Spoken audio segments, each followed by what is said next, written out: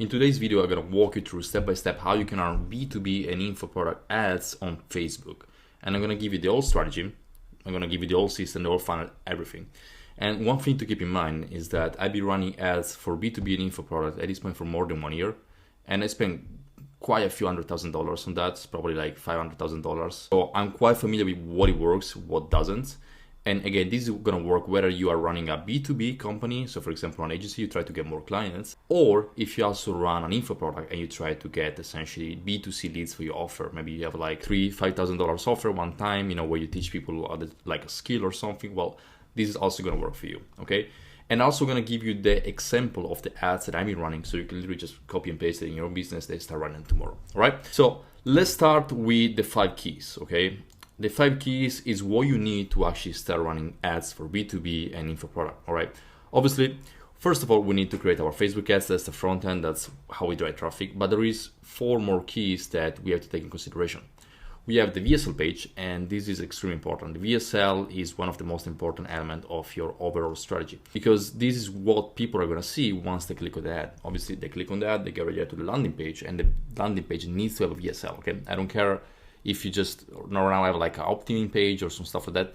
The lead that just have a proper VSL page, okay? Because this is going to skyrocket your conversion. And then just under the VSL, you want to have a type form, all right? Specifically a type form, because with the type form, you can actually filter the leads essentially based on the quality. And so if a lead is qualified, then it can go through, it can complete, essentially go to the thank you page.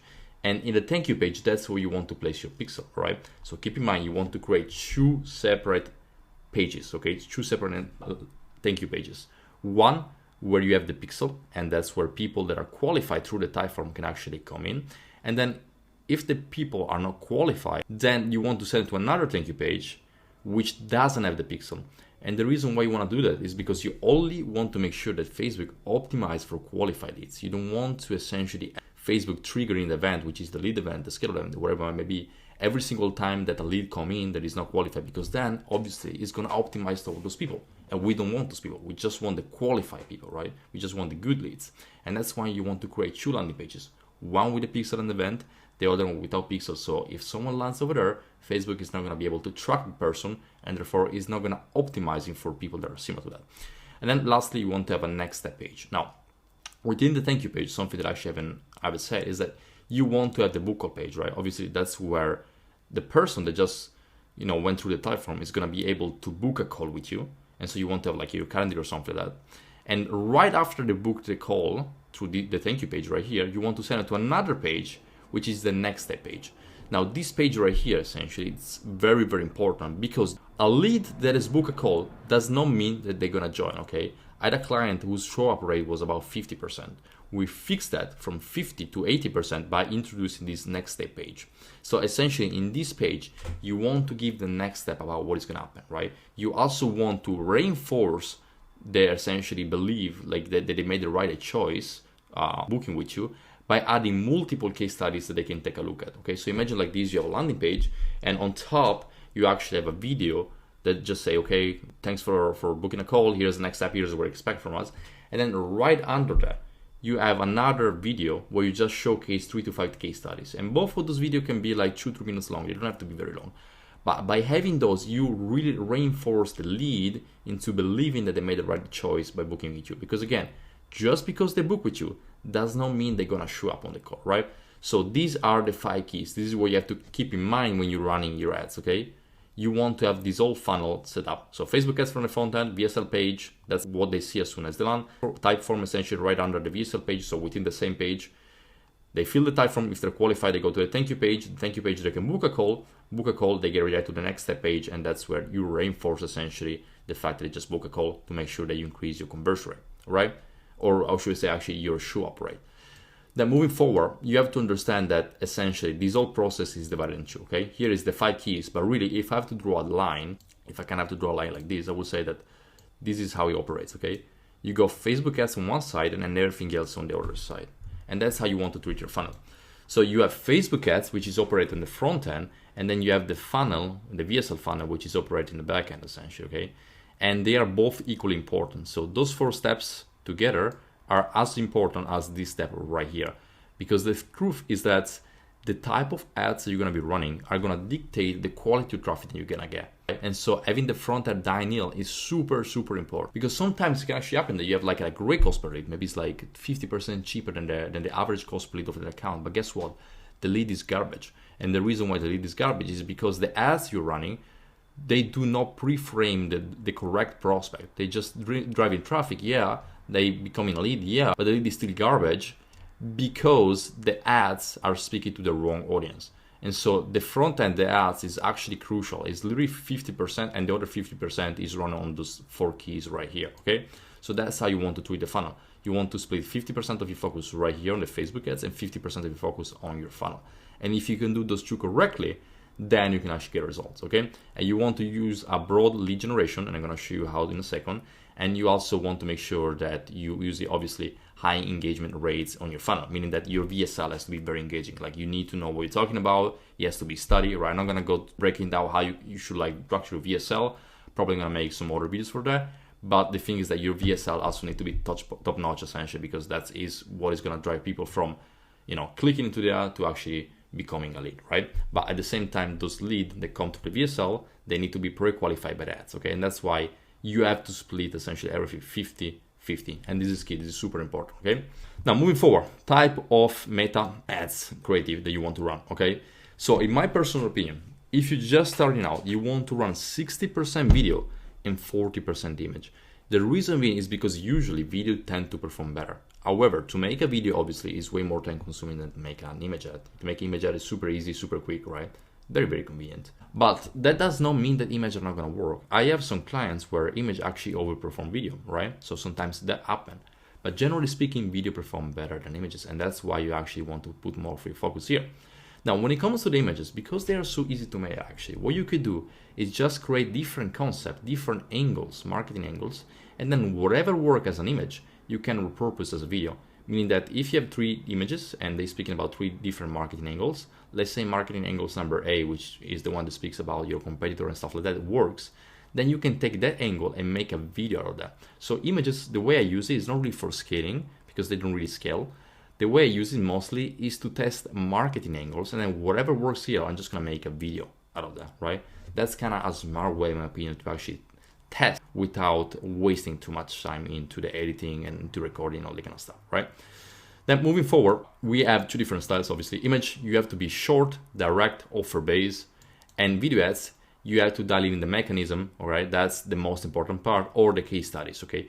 So with video ads, obviously, you can be a bit longer. Like you have usually between 60 to 90 seconds where you can explain a little bit more about your offer and about your mechanism. And that's what really people buy into, especially nowadays, because most of the B2B/info product niche is very sophisticated. Those people have been placed in front of every single offer you can imagine, every single possible guarantee. So the only thing that really makes you different is your mechanism, is how you're gonna be able to achieve those results. And if you can use a unique mechanism which they never seen before, which they compare nothing with, then they most likely gonna take action and click on the ad and book the call, right? And that's where video ads come really into place.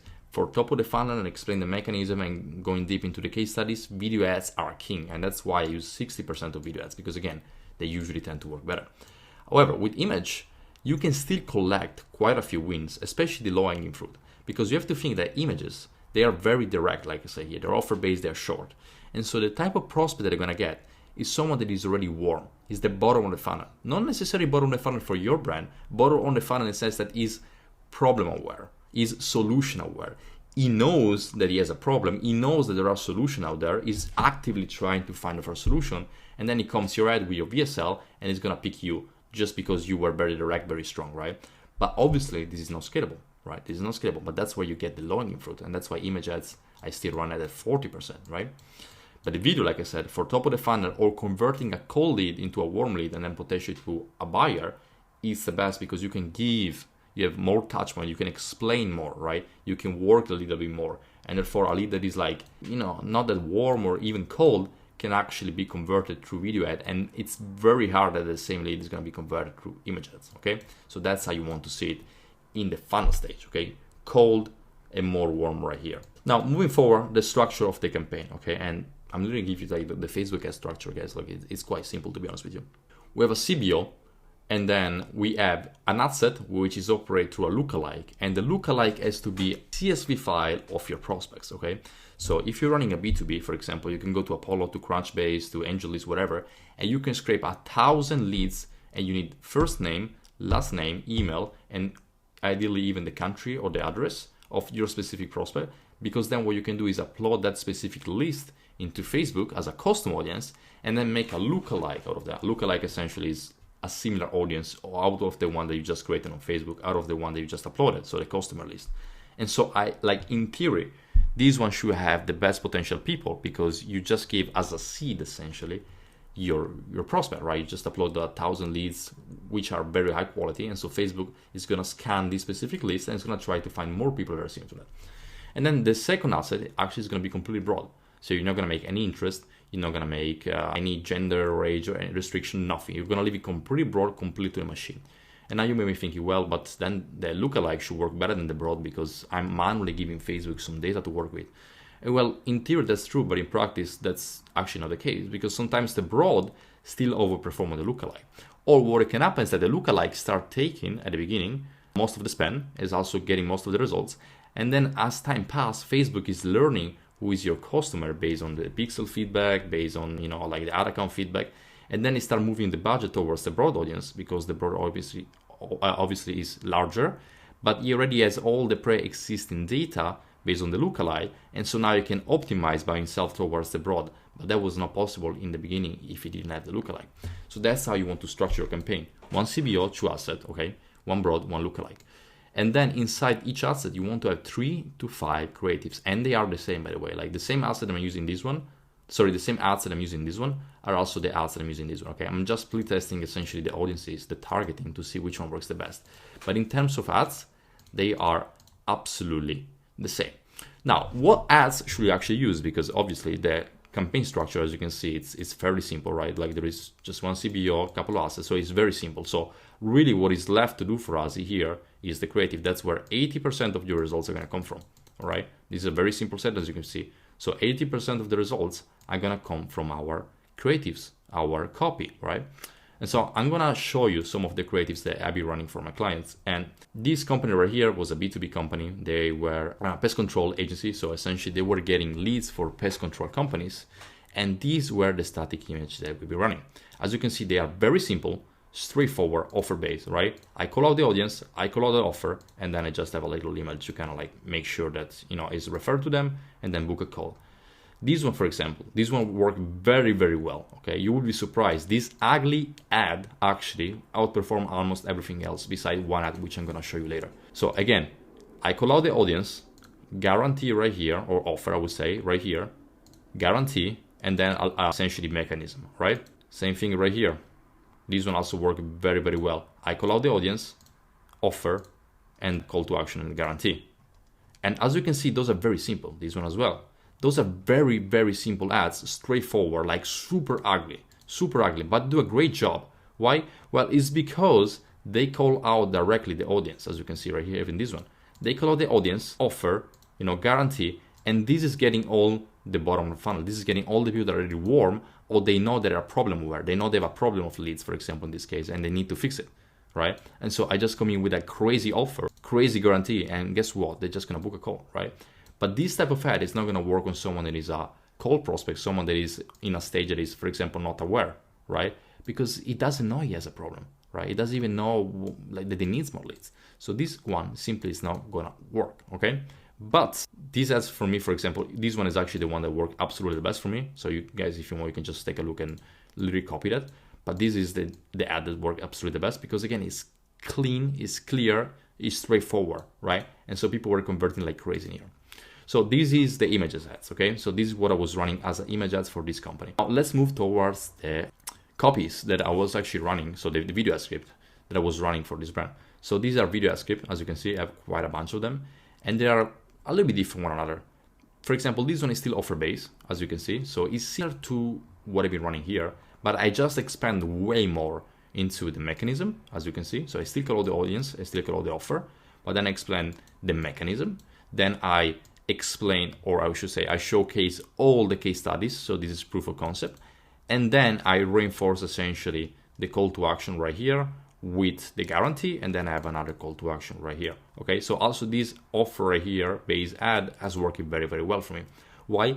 Because this behave as an hybrid. So this is still for warm leads, but at the same time, this could also get someone that is not as warm, because I'm expanding on the case study. I'm expanding on the mechanism. And so this is getting me leads that are warm, but also a little bit more cold, right? Then I have competitors base. And again, this is very good for people that are in this niche, because I'm literally calling out their competitors. Like, this ad is literally made for them. If someone else like myself is gonna see this, I have no idea like what all this means, even though I created the ad, obviously, like, but if someone will target me with this ad, I have no idea. So I'm not gonna click on that. And so guess what? Facebook is not gonna optimize for those people. And so the only people that are gonna interact with this ad and are actually gonna click on this are people that are in the pest control company, right? Because this is for them. And I'm just mentioning how the traditional way to get leads, essentially my competitor, sucks. And now I can fix it by using my unique mechanism. As you can see right here, what I do is really dive deep into the unique mechanism. And so this ad, for example, is great for cold, right? Because I'm getting into the mechanism, I'm getting into how the system works, as well as mentioning all the potential competitors that they have. So everything that I tried in the past, right? Also this one, same thing, this is problem, right? So I mentioned the problem and then I introduce the solution right here. This is also a great ad for middle / like cold audience, right? Perfect. Then I have pain point short and I have failed before, right? So I have quite a bit of them. But the goal here is to make them work as a machine. And so one big problem that people have when running ads is that they optimize everything towards like the lowest cost, right? What do I mean by that? I mean that, let's say, for example, we have 2 ads, okay? I'm just gonna move myself here. We have one campaign right here, you know, with our asset, right? Perfect. And then we have a bunch of ads. We have 2, maybe 3 of them, okay? Boom, boom, boom, okay. So this one is a video ad like, for example, this one, which is meant more for cold people, or like maybe not just getting people that are super warm, okay? And then I have a warm ad, which is more something like this, you know, something very straightforward, offer based. And then I have something that is maybe like a little hybrid, so something like this, okay? So let's call it ad number 1, number 2, and number 3, okay? Number 1, it can be the image that we just saw. Number 2 can be the offer base, so this one, the hybrid, so number 2. And then number 3 can be the one for the competitors, so this is a bit more cold, top of the funnel, all right? Perfect. And let's say the Facebook out of $100 is spending maybe $20 here, $30 here, and $50 here. And let's say that the CPA for number 3, okay, this one right here, is 25. Then for number 2 is 20. And then for number 1 is 10, right? Now, you might be thinking, oh, well, this is clearly not working, so I'm going to kill it because, you know, the budget has to be moved towards one of the 2 because the cost per acquisition is just way better than this one right here. Now, in reality, that's not really true. The reason why, for example, this one is able to actually get a cost per purchase or a cost per lead, whatever, of $10 is because this ad right here, ad number 3, is warming people up, meaning that when people see this ad right here, maybe they're not going to convert right away, but this is the first touch point. That's how I'm warming up people. And then the image ad, this one right here, for example, is actually the last touch point. So my ads are automatically retargeting all my engaged audience. So for example, a person that sees ad number 3, after a couple of days, he get retargeted by ad number 1, and now they convert. But the reason why they converted is because ad number 3 was the first touch point. If we didn't have ad number 3 as a first touch point, essentially, we would not have ad number 1 working as a 10, right? 10 essentially cost per lead. And that's why Facebook is spending most of the budget here, because he knows that he first has to warm people, and then those people are gonna convert on ad number 1. But ad number 1 is simply not meant for scale. And that's why only spending $20, whereas ad number 3 is spending $50, because this one is meant for more cold audience, whereas this one is meant only for a warm audience, but the warm audience is not scalable. The cold audience it is. And so you have to make sure that you understand essentially based on the frequency, how these ads are operating. And so the frequency is another metric you can use inside Ads Manager, right? And if on a daily basis you see that your ad is 1.5 or above, essentially, it means that that specific ad is operating as a retargeting ad. If your ad on a daily basis has a frequency below 1.1, then it means that is cold, okay? So this is gonna be warm, this is gonna be cold.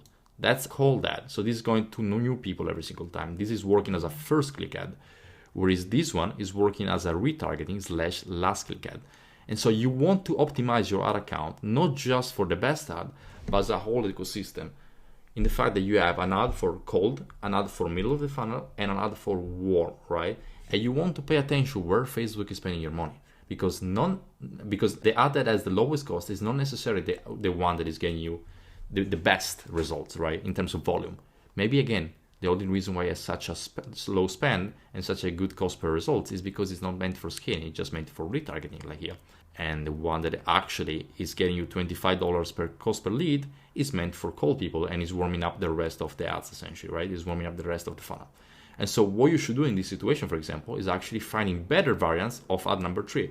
And so can I, by still using a cold, essentially script, a cold ad, try to get my cost per acquisition from 25 all the way down to maybe 20 or like 22, right? Can I cut down a little bit?